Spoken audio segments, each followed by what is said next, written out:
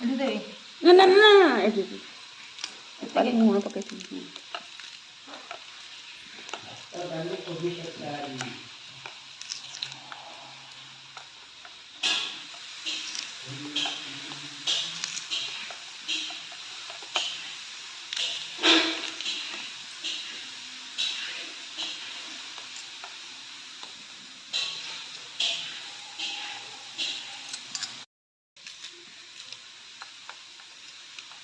ପଦ୍ମା ଇଚ୍ଛା ଥିଲା କାଲି ଖାଇଥାନ୍ତା କ୍ଷୀରି ଆଉ ଟିକେ ହେଲା ବାଟ ସାରା ମତେ କହୁଥିଲା କହିଲା ମୁଁ କ୍ଷୀରି ଟିକେ ଆଉ ଟିକେ ଖାଇଥାନ୍ତି ଯେ ହଁ ସେ ତ ଖାଇଲା ନାହିଁ ବୋଲି ମୁଁ ତା ଅଧା ଖାଇଲି ତମକୁ ସେ କହୁଥିଲା ଆଉ କ୍ଷୀରିଟା ଭଲ ଟେଷ୍ଟ ଥିଲା ଆଉ ଇଚ୍ଛା ଥିଲା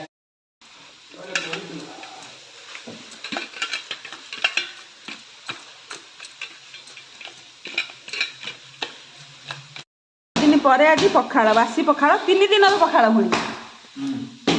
ଆଉ କାକୁଡ଼ି ପାଗ ଆଳୁ ସରସରୁ ପରି ଭଜା ହେଇଯାଇଛି ଆଉ ବାଇଗଣ ଚକଟା ଆଉ ବାଇଗଣ ଚକଟାରେ ଆଉ କ'ଣ ପକେଇଲେ ଭଲ ଲାଗିବ ଏ ସେଇ ରସୁଣ ସୋରିଷ ତେଲ କଞ୍ଚା ଲଙ୍କା ଏନଫ୍ ନା ତାଙ୍କ ବାଥରୁମକୁ ତମ କାନ୍ଥ ଲଗେଇଦେଲେ ଭଲ ହବନି ଠିକ ହବ ନା ନାଇଁ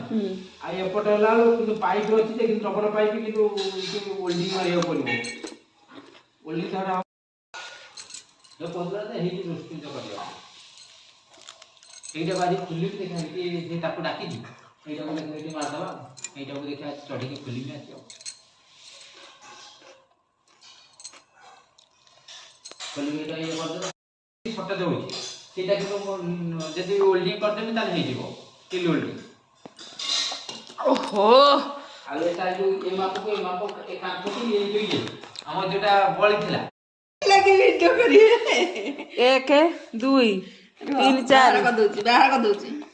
ହେଇଲୋ ତା ତଳେ ଆହୁରି ଅଛି ଇଏ ଭଗବାନ କେତେଟା ହେଲା 2 2 4 2 6 ଏଠି ଦହି ବାଇଗଣରେ 4ଟା 6 4 10 ଭଜାରେ ଗୋଟେ 11ଟା ଏଠି ନାସି ଦିଟା ଛିଡା ହେଇଯାଇଛି ସେ କୋଉଠି ଖାଇସାରିବଣି କି କ'ଣ ଆଉ 13ଟା ଇଏ ଏତିକି ନକା ଖାଇବ ପ୍ରଭୁ ମୁଁ କାଲି କ'ଣ କହୁଥିଲି କ'ଣ କହୁଥିଲ ଲଙ୍କା ଖାଇବ ରାଜୁ ଭାଇ ଯୋଉ ପଦ୍ମା କ'ଣ କହିଲା କାଲି ଆଚାର୍ଯ୍ୟ ବିହାରୀକୁ